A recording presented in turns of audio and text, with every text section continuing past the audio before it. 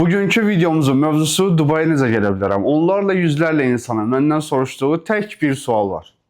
Dubaya necə gedə bilərəm? Bir sual var, bir cavab var. O cavab hər kəsə uyğun ola bilməz. Çünki ilk öncə özünə baxmalısan. Sən kimsən? Nə işlə məşğulsan? Cibində nə qədər pul var? Gedib nə etmək istəyirsən? Fikirlərin nədir? Düşüncələrin nədir? Planların varmı? Mən burada bir neçə variantlı insan misalını çəkəcəm. Siz baxın, siz hansındansınız? Mən Azərbaycandayam, 450 manat maaş alıram və günümün 10 saatını, 12 saatımı işə sərf eləyirəm. Gedib gəlirəm işə, ailəli deyiləm, uşağım yox, ailəm yox. Sadəcə işləyirəm. Bekarçılıqdır. İşləmək özü bekarçılıqdan uzaq olmaq deyil.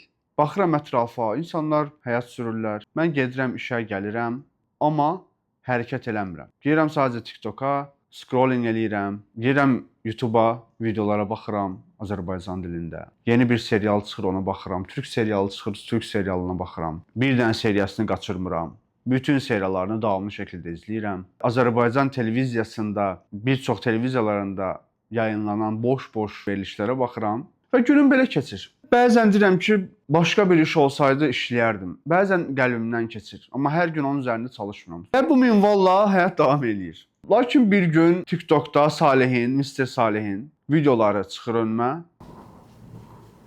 Dubayda iş axtaran Azərbaycanlılara kömək olaraq. Bəli, bu video önümə çıxır. Dubayda iş axtaran Azərbaycanlılara kömək olaraq Dubayda yaşayan Azərbaycanlılardır mesajım. Və insanlar yazırlar. Bu videonun mənası olaraq insanlar elə başa düşürlər ki, Dubayda iş axtaranlara kömək olaraq mən özüm hərəkət edirəm burada. Və videonu tam olaraq izləmirlər və promo keçirlər kommentlər qisminə və yaxud da ki, tıklayırlar mesaj bölməsinə və mənə mesaj yazırlar. Lakin mənim məsləhətim bu olardı ki, sizə ilk öncə videonu izləyim sona qədər. Başa düşmədimsə təkrardan izləyim. Əgər başa düşmədimsə yenidən təkrar izləyim. Başa düşdümsə okey. Və o qədər də tam dərin başa düşmədimsə girim yorumlara, girim rəylərə, rəylərdə görüm kimlər nə yazır. Bunu eləyərəm yəni. Normal insan bunu eləyər. Girərəm, baxaram, görərəm ki, burada həqiqətən söhbət başqadır. Yəni Dubayda iş axtaranlara kömək olmaq istəyir bu Mr. Salih. Amma təkdir yəni heç eləyə bilmədiyinə görə Dubayda yaşayan Azərbaycanlılardan imdad istəyir, kömək istəyir. Deyir ki, gəlin, birləşək, birlikdə kömək olaq. Demir ki, kim iş istəyirsə, mənə yazsın. Bu sözü orada işlətmir. Çünki bəziləri yazırlar, nə vakansiyalar var sizdə? Deyirəm, xanım, deyirəm, anam, bacım, qardaş, mən işə düzəlmə şirkəti deyiləm axı mən. Hansı vakansiyalardan söhbət edirsiniz siz? Mən sizi həqiqətən çox yaxşı başa düşürəm. Burada kiməsə, yəni mənfi fikirlərimi bildirmirəm. Sadəcə olaraq yol göstərmək üçün bu sözləri deyirəm. Bu insanlara olan cavabım bu olardı ki, qardaş, sən Dubaya gəlmə. Dubay çünki sənin yerin deyil. Sən sadəcə 450 manatını qazanıb həyatı belə davam etdirməlisən. Başqa variantın yoxdur sənin. İkinci variant insanlar. 1000 manat, 1000 manatın üzərində pul qazanırlar. Normaldır işləri, lakin sadəcə Dubay yox, Avropa ölkələrinə getmək istəyir, Kanadaya getmək istəyir, Amerikaya getmək istəyir. Fərqli ölkəyə getmək istəyir, orada qazanmaq istəyir. Öz sahəsi üzrə və yaxud da ki, digər sahə üzrə heç bir fərqi yox. Amma təbii ki, araşdırmadadır. Baxır, bloqerlər izləyir, Avropada yaşayan, Amerikada yaşayanlar izləyir, Kanadada yaşayanlar izləyir, Dubayda, Ərəb ölkələrində yaşayan bloqerlər izləyir və onlardan bu ölkələr haqqında məlumatlar toplayır. Və hələ də qərarını verməyib, lakin qərar vermək aşamasında. Bu insanlar inkişaf elətdirmək istəyir özünü. Başqa ölkəyə getmək istəyir, başqa ölkədən pul qazanıb gətirmək istəyir Azərbaycana, Azərbaycana xarici ölkədən kapital gətirmək istəyir. Fərqi yoxdur, 5000 dollar ola bilər, 10000 dollar ola bilər, 1000 dollar ola bilər, 100 dollar ola bilər. Fərqi yoxdur, bu Azərbaycana xeyirdir. Sən Azərbaycan kənarına çıxmağın o demək deyil ki, sən vətənini satdın, getdin, xeyr. Sən xarici ölkədə yaşayıb Azərbaycana, öz ölkəvə, öz ana vətənvə kapital gətirirsən, xeyir verirsən. Bu o deməkdir. Bəzi dar düşüncəli insanlar belə düşünürlər ki, getdi, satdı, getdi vətənini. Xeyr, bu deyil. Sən vətənvə, dövlətivə xeyir vermiş olursan xarici ölkəyə getməklə, çünki kapital gətirirsən sən xarici ölkənə. Bu insanlara məsləhətim olardı ki, siz əgər ingilis dilini bilirsinizsə, zəhmət olmasa gedin LinkedIn-də hesab açın. Hansı məslək üzrə iş axtarırsınızsa, gedin LinkedIn-də səhifə açın. Qəşəng bir profil şəkli qoyun, banner şəkli qoyun professional. Universitet oxumamısınızsa və yaxud da oxumusunuzsa, universiteti orada yerləşdirin. Fərqi yoxdur, oxumamısınızsa Bakı Dövlət Universitetini qoyun. Mən də qoymuşam LinkedIn-də Bakı Dövlət Universiteti. Amma oxumamışam. Ali təhsilim yoxdur mənim. Sadəcə profili normal vəziyyətə gətirmək üçün düzgün qaydada profili yığmaq lazımdır. Hansı iş axtarırsansa, bu iş sahələrində olan insanları bir-bir takib edin. Hər gün 2 dənə, 3 dənə. Orada recruiterlər var, işə alma şirkətləri var. Recruiter işə alma şirkəti o demək deyil ki, sizə iş təklif eləsin, sabah dəvət eləsin sizi intervyuya və işə alsın birbaşa. Bu recruiter deyil. Recruiter iş axtaranla işçi axtaran arasında bir körpüdür, bridge'dir. Xeyri nədir bu recruiterin? İş axtarandan hər hansı bir məbləğdə pul almır. İşçi axtarandan müəyyən bir komisyon alır. Artıq onların öz imzaladığı müqaviləsi var, agreementi var, artıq o öz işləridir.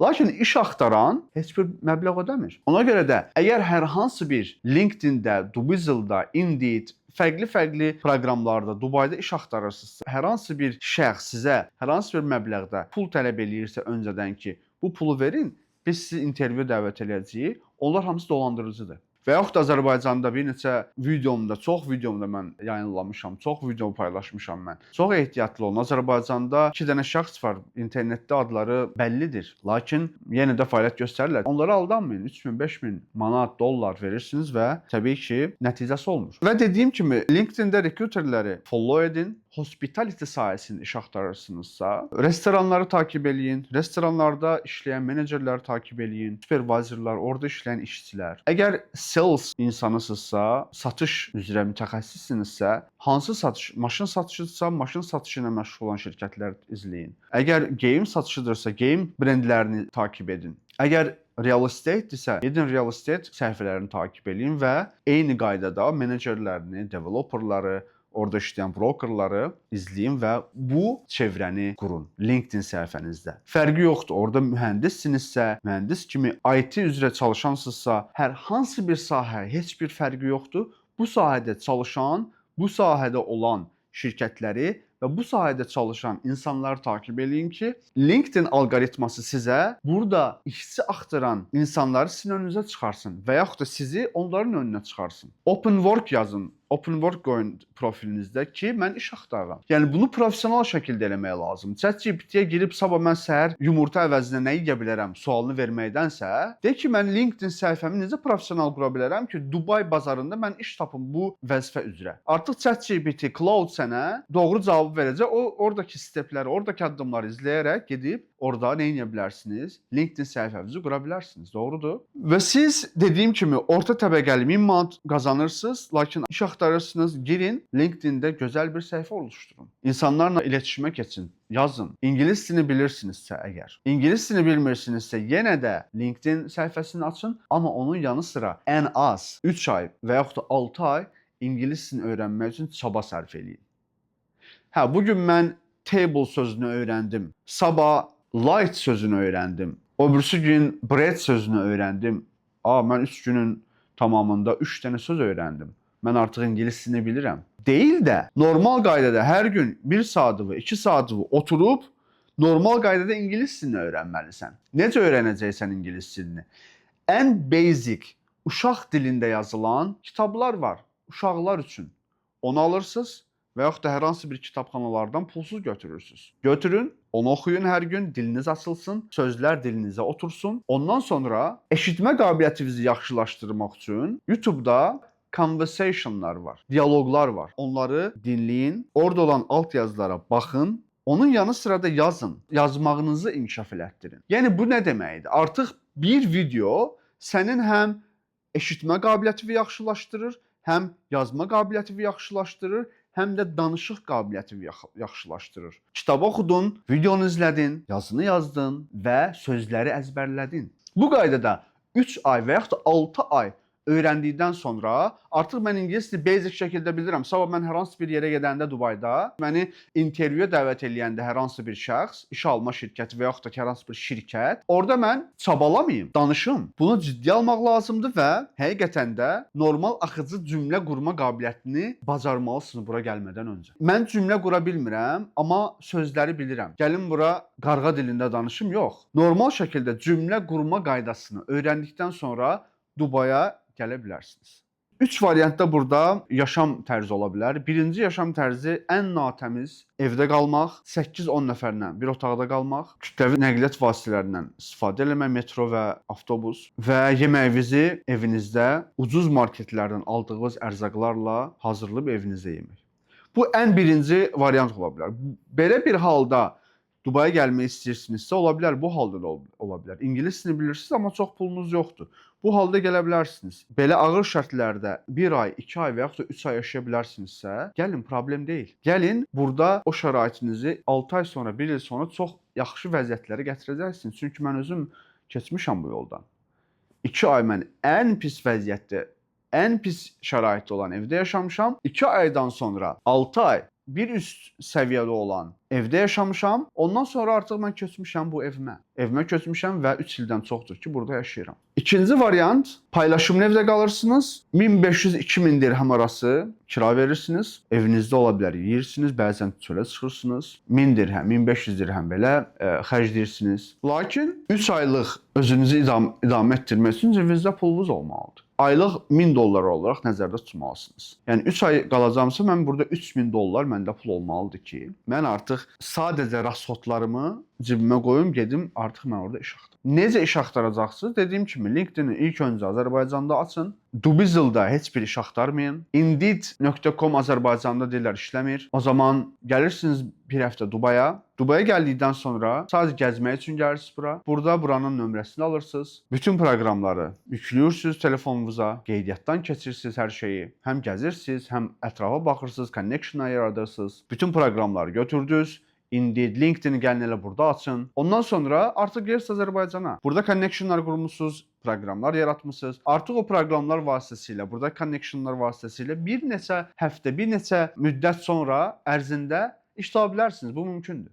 Və bura ailə ilə gəlmək istəyənlər. Ailə ilə gəlmək istəyən insanlar çox diqqətli olmalısınız. Hazırlıqlarınızı çox uzun müddətdən öncə başlamalısınız ki, Dubay dünyanın ən bahalı şəhərlərindən biri olduğunu bilirsiniz. Və ailəlisiniz, ailəniz 2 nəfərdən ibarətdir, özünüz və həyat yoldaşınız. Bu halda belə yaşam şərtləri istər-istəməz yüksəlir. Nəyə görə? Çünki normal şərtlərdə əgər mən tək gəlirəmsə Dubaya, gedib paylaşımlı evdə qala bilərəm. Şəraiti aşağı olan bir evdə qala bilərəm. Əgər mən həyat yoldaşımla gəlirəmsə Dubaya, artıq paylaşımlı evdə qalmağı mümkün deyil. Ən azından master room götürməliyəm. Master roomun da qiymətləri 4000 dirhəmdən 6-7 min dirhəmə qədər. Paylaşımlı evdir. Evdə 3 dənə otaq var. Bir dənə master roomunu, yəni hamam tualeti içində olan, lakin mətbəxi paylaşımlı olan evdə qalıram. Bu ola bilər. Lakin çox insanlar deyir ki, yox qardaş, mən şəxsi ev istəyirəm, studio istəyirəm və yaxud da bir bedroom istəyirəm. Yəni 2 otaq bizim dillə desə, bir yataq otağı, bir qonaq otağı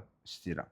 Bu halda artıq və yeni gəldiyinizdə təbii ki, miras aydınız yoxdur. Siz illik götürə bilmirsiniz. İlk 1 ayda, 2 ayda siz nə etməlisiniz? Aylıq ödəniş eləməlisiniz.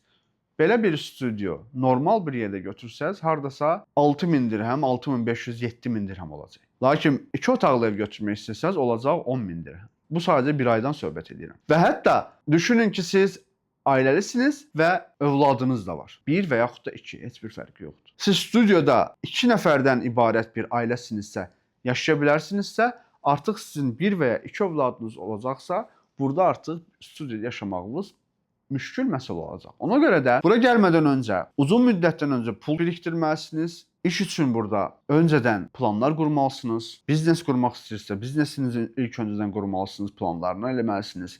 Yox, əgər işləyəcəksinizsə, iş tapmalısınız. Ailəli bura gələn insanlar çox diqqətli olun. Təbii ki, bəzi ailələr ki var, artıq onların maddi problemləri olmadığı üçün onlar istədiyi ölkədən istədiyi ölkəyə köçə bilərlər. Onlar xaric. Siz də əgər büdcəniz dar deyilsə, təbii ki, ilk gəldiyiniz gündən sadəcə sizə qayd olacaqsa, bələdçi olacaq, sizə yollar göstərəcək bir nəfər əlaqə saxlayıb onunla bura köçmənizi asanlaşdıra bilərsiniz. Lakin pul yığım, mən pul yığdıqdan sonra gəlim deyirsinizsə əgər, bunu dediyim kimi ev qiymətlərini nəzərə alın, çünki qiymətlər yüksəkdir və bura gəlmədən öncə harda işləyəcəksiniz, nə iş görəcəksiniz, onu diqqətlə seçin və bura gəldikdən sonra peşman olmayasınız.